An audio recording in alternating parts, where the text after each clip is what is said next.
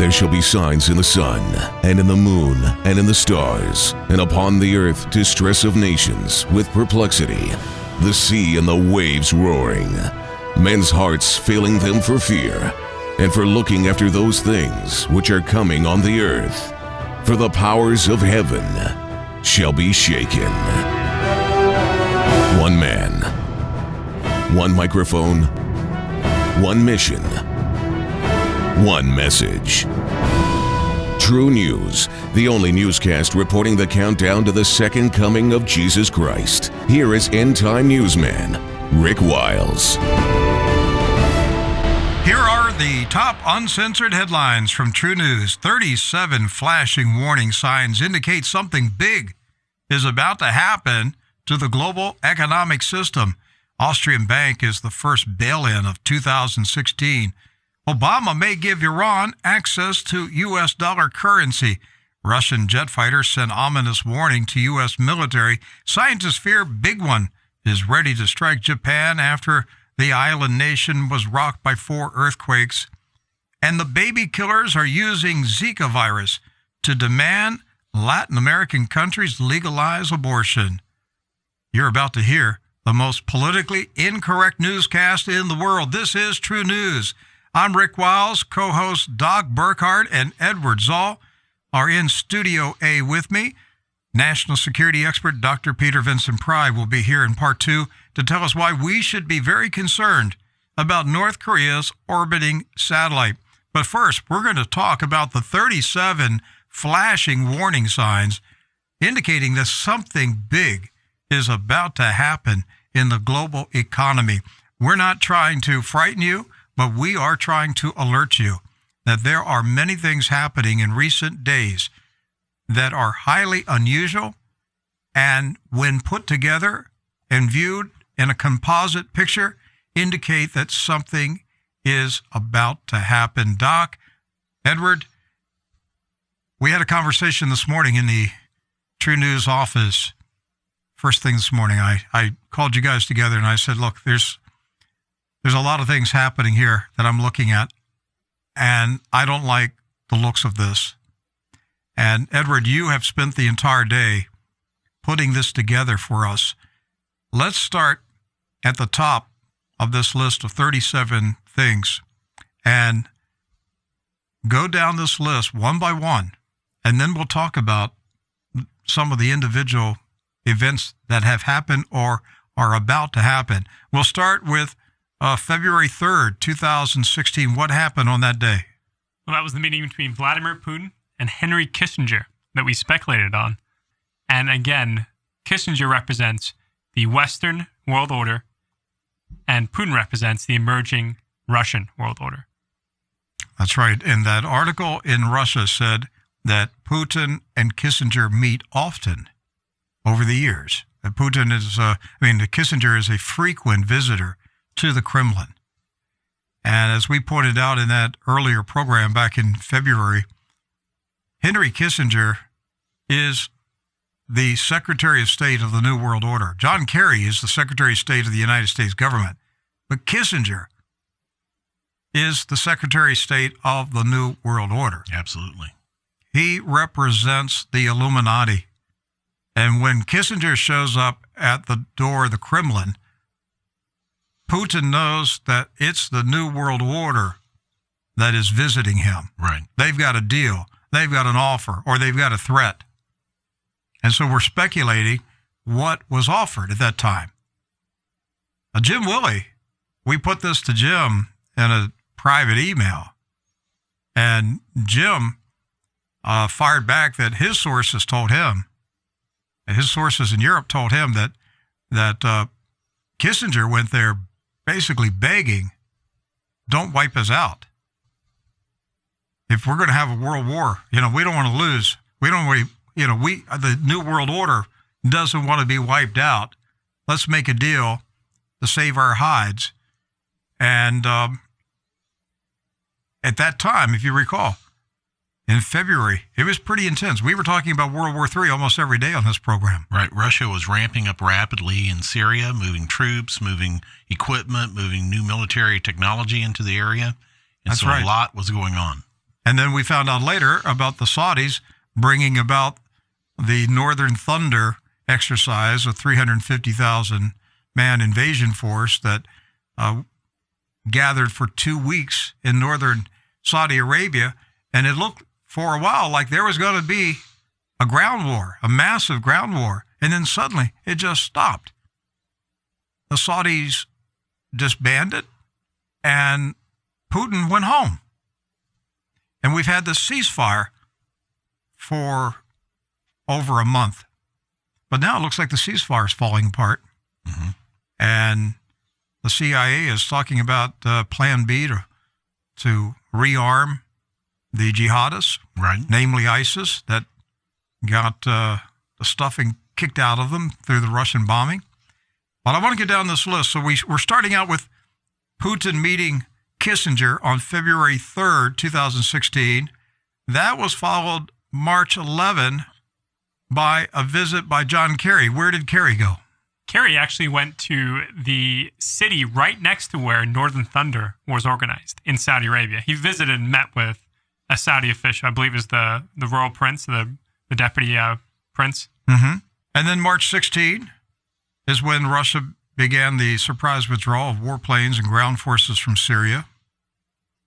That was followed by March 26, South African President Zuma visited Saudi Arabia and met with the Deputy Crown Prince Mohammed bin Salman bin Abdulaziz, the Minister of Defense. Why is that important that the President of South Africa visited Saudi Arabia? So when I expanded my search, I started looking at the BRICS Right. nations and how they've interacted with Saudi Arabia. And I found both South Africa, India, and we know Russia, we know China. I mean, the only country I was not able to find a visit from is Brazil. But each of them have gone to Saudi Arabia and have offered financial ties in some form. And the only reason why Brazil probably hasn't is because they've got their own problems at home right now with everything going on with the economy there. That's right. A lot of political turmoil in the country. March 29, the Defense Secretary of Great Britain, Michael Fallon, secretly visited Saudi Arabia, met with the Deputy Prince. April 3rd, George Soros, running the International Consortium of Investigative Journalists, leaked 11.5 million confidential documents stolen from a Panamanian law firm. The strategic leak attempted to paint Putin and the King of Saudi Arabia as tax cheats. That was the gist of the headlines around the world. Right. And that was followed then by the visit to Saudi Arabia by the Indian Prime Minister. Yes, Modi. That was April 3rd and 5th. April 4th, Deputy Crown Prince Mohammed bin Salman outlined Saudi Arabia's plan to sell off Aramco at $2.7 trillion, Doc. Right. That's a lot of money. And then he said they're going to put it into a sovereign wealth fund. Yes, and purchase the 4 biggest publicly traded corporations in the world, including Microsoft and Apple. He named those 2 companies as on his shopping list. Now, who's going to buy Aramco for $2.7 trillion? Well, you got to wonder who has the money right now. Well, it would be China. Precisely. And they've got a lot of U.S. dollars. And they're looking for businesses and corporations to invest into to bring capital out of the illiquid system in China. They want to get out of the U.S. dollar. That's what's going on right now. China wants to dump those dollars. And get into an asset allocation plan. You better believe it. It's basic finance. Buy something solid with paper money while you can still buy it with the paper money. Before it becomes worthless. That's right. So where do we go from here? What happened after this sell-off of Aramco or the announcement? Okay, April 6th, King Salman bin Abdulaziz Al Saud met with Egypt's prime minister to talk about an Egyptian-Saudi investment fund. Then April 6th, U.S. Speaker of the House of Representatives Paul Ryan visited Saudi Arabia, met with the king. He was also followed by a delegation of House leaders from from Washington. Right. And then there was another delegation of senators that went to Saudi Arabia. There were 2 congressional delegations. Then April 9, this is where this starts to get really hairy. The last 4 living chairs of the Federal Reserve met with the currently reigning chair of the Federal Reserve, Janet Yellen. So you had Ben Bernanke and Alan Greenspan, and Paul Volcker. They all held a meeting together on April 9. This is very unusual. 5 chairmen of the Federal Reserve gathered for a private meeting in Washington last week. That's unheard of. Right. I've never heard of such a thing, Doc.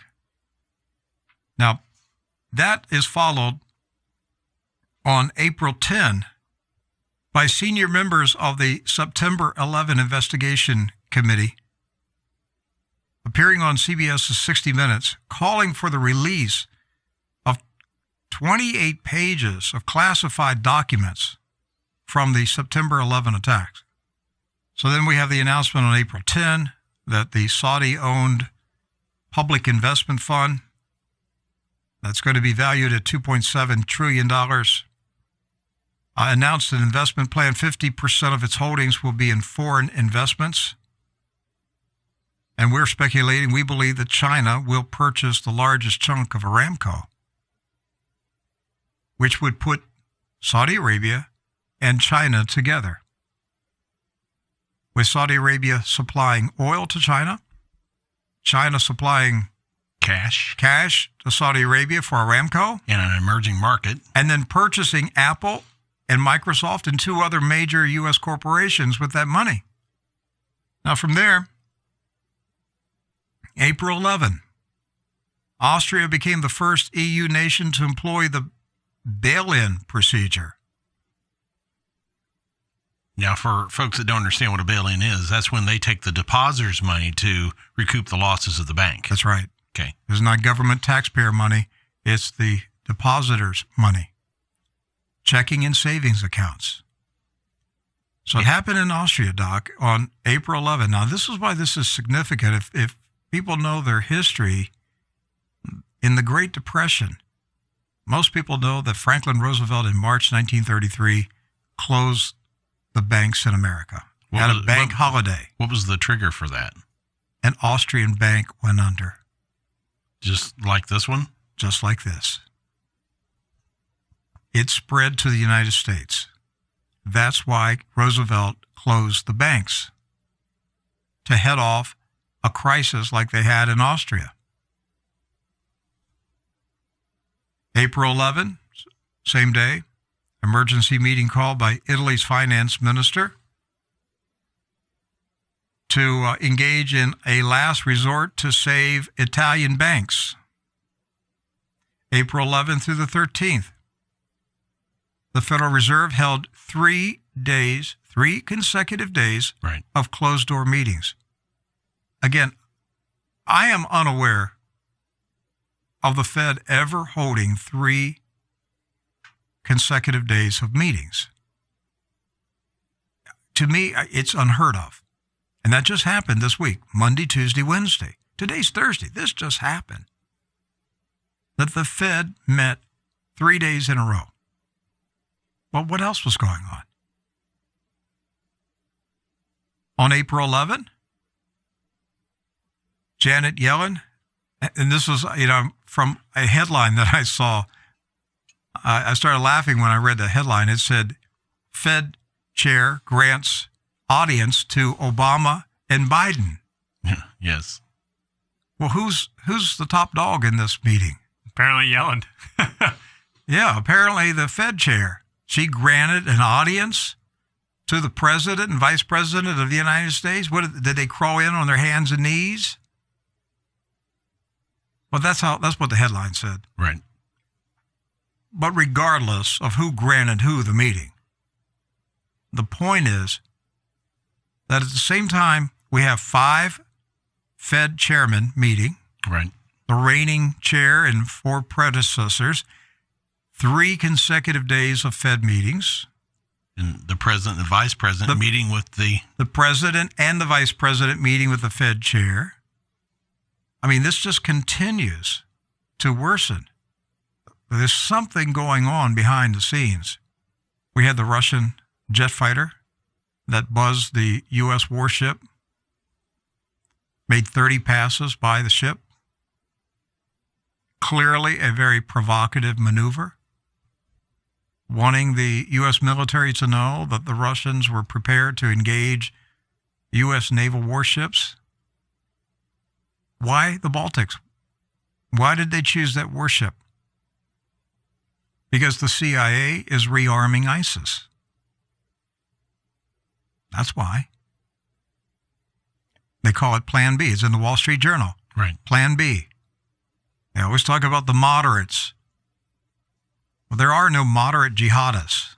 The New York Times referred to Al-Qaeda as moderate. Yeah, you're either committed or uncommitted. That's right. So the CIA is rearming ISIS. And so in response, Russia said, okay, just letting you know, this is how close we can get. That's right. And they flew like, what was it, 30 foot above the tower? Well, they were flying at 30 feet altitude on the water. Yes, over the water.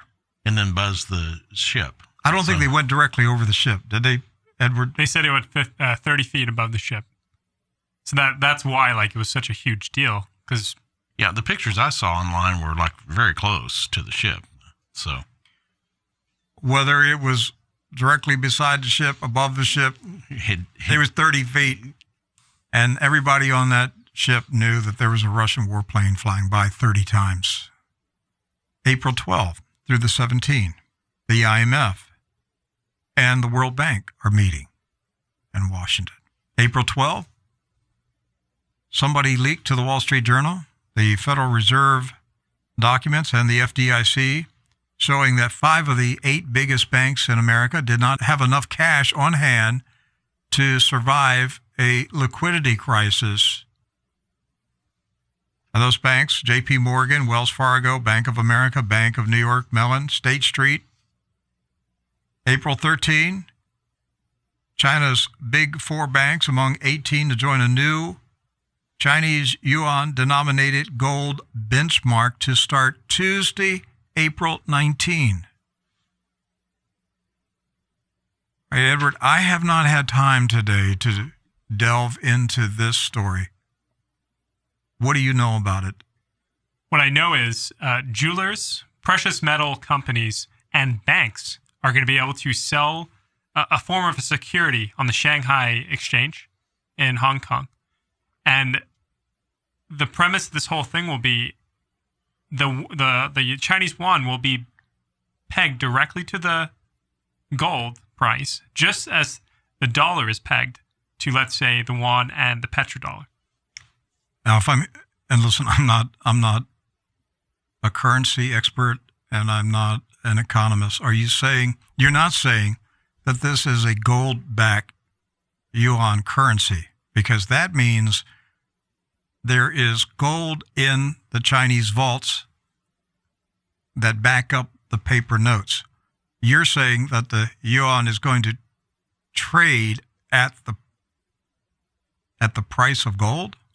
Yes. It's going to be valued in yuan versus being valued in dollars for the international market if you trade through the Shanghai. All right, I'm not sure I'm completely following this in order to explain it. But I'm seeing a lot of stuff floating around on the internet. People are saying China's going to announce a gold-backed currency on Tuesday. I don't think that's what they're announcing. It's a benchmark. Yes.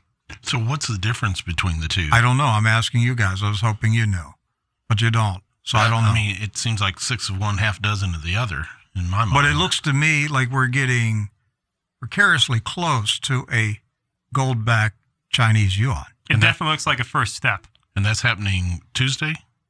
This Tuesday, the 19th. Now, in September of this year, the Chinese yuan goes into the IMF basket of currencies with the special drawing rights. That was decided last fall. Right. They delayed implementation of it until September 2016. So is this coming Tuesday's announcement linked to a September 2016 IMF action? I don't know, but my guess is we're seeing the preliminaries. Just in the conversation that we've had so far, just the timeline that you've looked at together here, I'm seeing a polar shift happening in the world.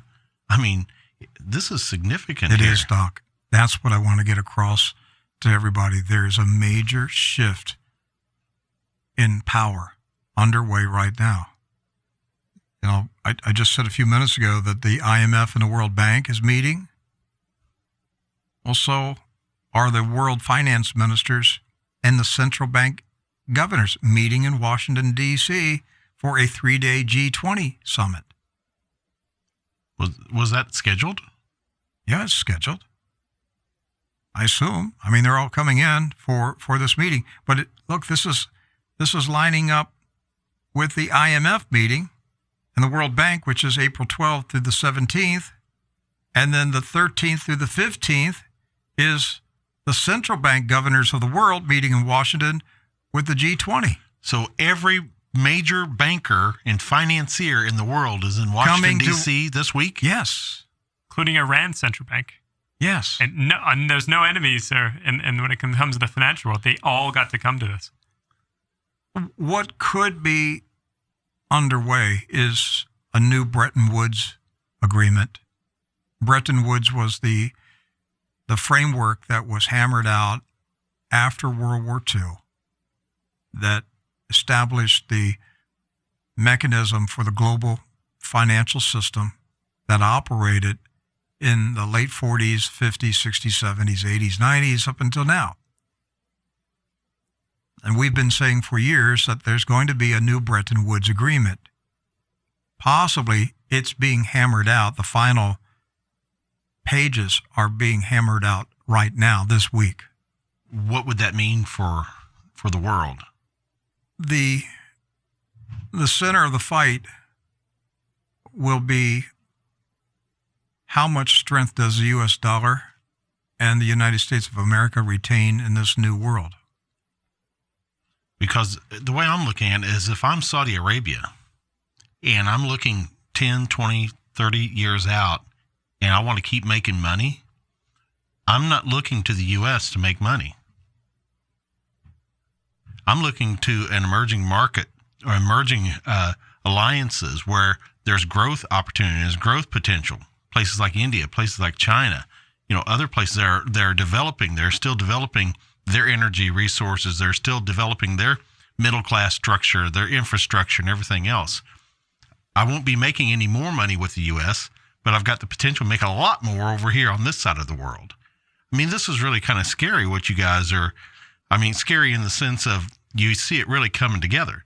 Not scary in the sense that we know the Lord has everything under control, but scary in the sense, this is really happening here. Well, Doc, for some people in other parts of the world, this will be good news. Sure. Just for the average people. Average guy on the street, it's going to be good news for them. For Americans, it's not going to be good news. Most likely, there's going to be a serious devaluation of the dollar, which means a drastic increase in the cost of goods. I really get the feeling that there are some people now in the world that are asking the question, do we really need the U.S.?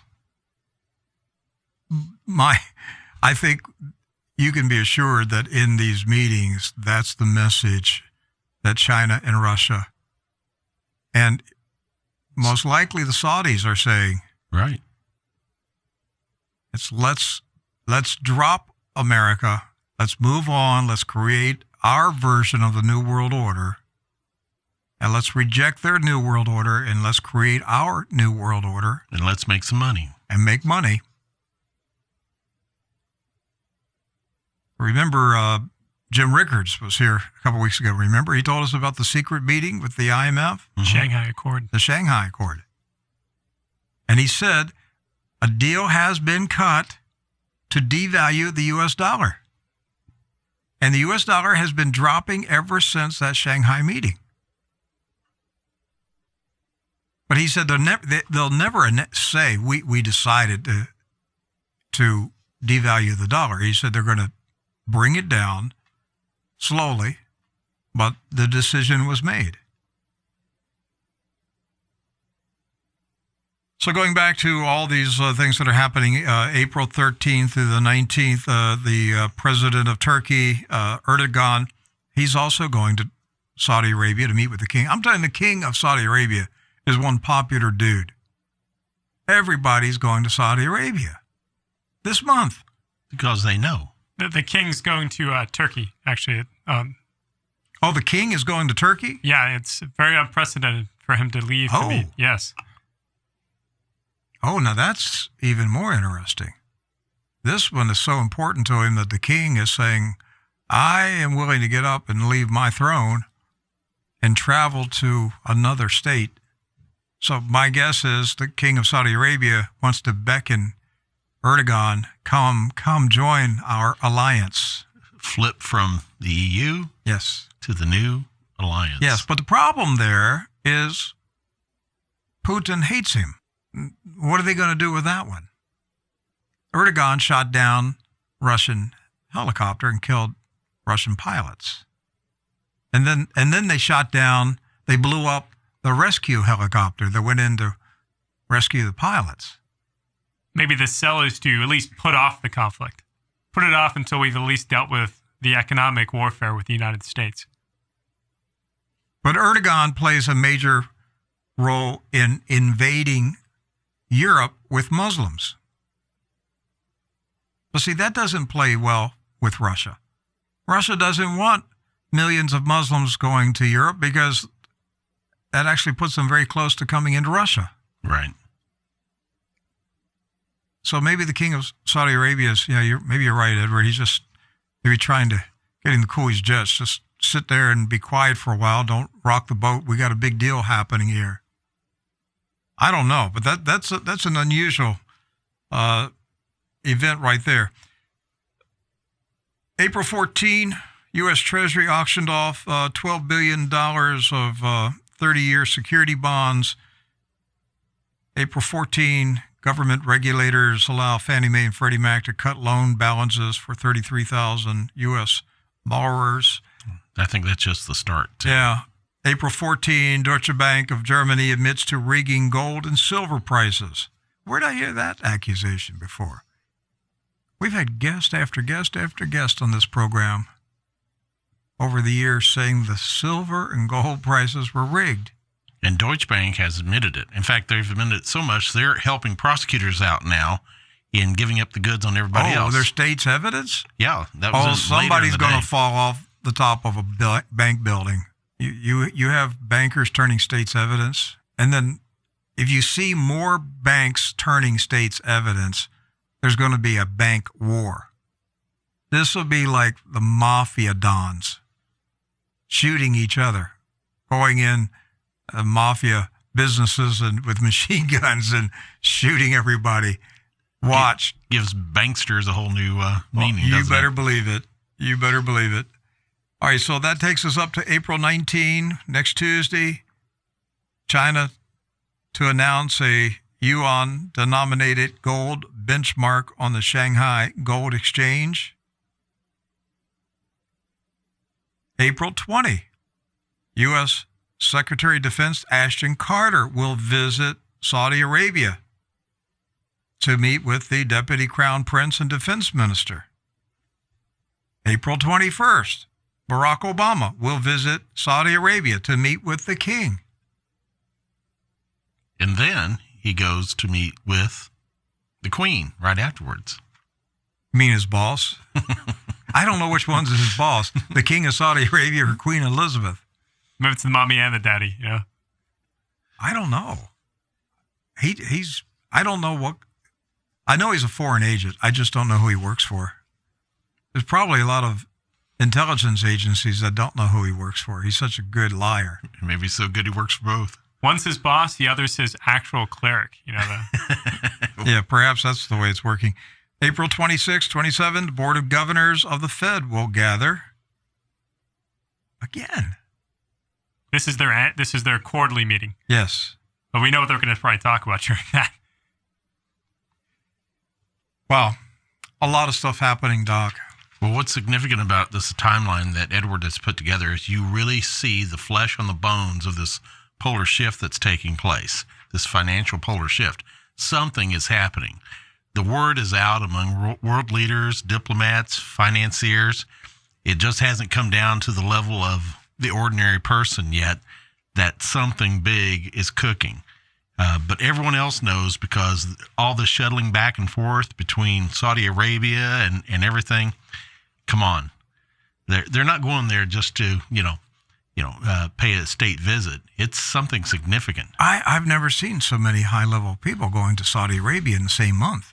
And then having so many come together here in Washington that talk about the financial side of things too. Something's happening there. And as we talked about on yesterday's program, suddenly the establishment news media is saying something needs to be done about these 28 redacted pages from the September 11 attacks. The report, the investigative commission. Yeah, has there been a hue and cry for that here lately? No, there hasn't. Appears, now. Years ago, a lot of us tried to get those pages redacted. And yeah, where was 60 Minutes 8 years ago? That's right. That's right. They've been given the green light now, which is what makes this very nefarious, I lost track of how many programs we did over the years about Saudi Arabia's involvement in the September 11 attacks. But that was a topic that could not be discussed. It was taboo. Suddenly now, in April, we're being told Obama is considering releasing those documents. Well, if he releases the documents and there's evidence that Saudi Arabia funded and trained the hijackers that attacked America on September 11, there will be a massive cry from the American people for retribution, which means an immediate bombing of Riyadh. Go to war, declare war on Saudi Arabia. So why is this threat being raised right now? Is it because the Saudis are selling out America? Are they joining up with Russia and China in a new Bretton Woods, and America is the loser in this deal? Is the U.S. saying, if you guys go ahead and do this, we're going to release the documents that show that Saudi Arabia was behind the September 11 attacks, and then we're going to have the justification to attack you, and there won't be anything left of Saudi Arabia. Remember, everything that goes on is about who controls the power and the money and the financial system. All these wars, all this stuff is about controlling the financial system. Well, and that, just last week, of course, as well, we had the announcement on the Panama Papers, too. And weren't there a number of Middle East players that were named in those papers, too? But no Americans, even though Panama is in the Western Hemisphere. That was an intelligence agency operation. And did you see the story today that they raided the law offices? Yes. Of down there? The law firm in Panama. Mm-hmm. With Saudi Arabia being the home of Mecca, wouldn't attacking in Saudi Arabia ignite the entire Islamic world against America? Sure it would. If we attack Mecca, attacking Riyadh would be bad enough. But attacking Mecca, remember that the official title of the King of Saudi Arabia is the keeper of the two holy mosques, right? Mecca and Medina. But if you're going to do something to Saudi Arabia, you got to take out Riyadh, Mecca, and Medina. And I can't see Obama attacking Mecca and Medina. I don't know how this is going to play out. But then the other crazy thing that's going on is the Obama administration is talking about giving Iran access to the U.S. dollar. Wasn't it Iran that denominated part of their oil in euro? Yes. But do you remember last year when a lot of stuff was coming out about the Obama-John Kerry agreement with Iran? Kerry made a cryptic remark: we have to agree to this treaty with Iran in order to preserve the petrodollar. If you look this up on the internet, you'll find that statement from last year, 2015. And a lot of us scratched our head and we said, what does this Iranian nuclear deal have to do with the petrodollar? But John Kerry linked it to the petrodollar. So here's a Reuters news report. House Speaker Ryan says he opposes any effort to give Iran access to the U.S. dollar, citing concerns about what Tehran would do with any financial access gained in the wake of the Iranian nuclear deal. But last week, I think it was the Wall Street Journal or the Washington Post reported that Secretary of Treasury Liu was in favor of giving Iran access to the dollar. Yeah, that's why I think what Ryan's saying is just blowing smoke. They're already dealing in dollars in Iran. Of course. And they have been. I mean, but is Iran becoming our new ally because we know we're losing Saudi Arabia? It almost sounds like there's a split occurring inside the U.S. intelligence and U.S.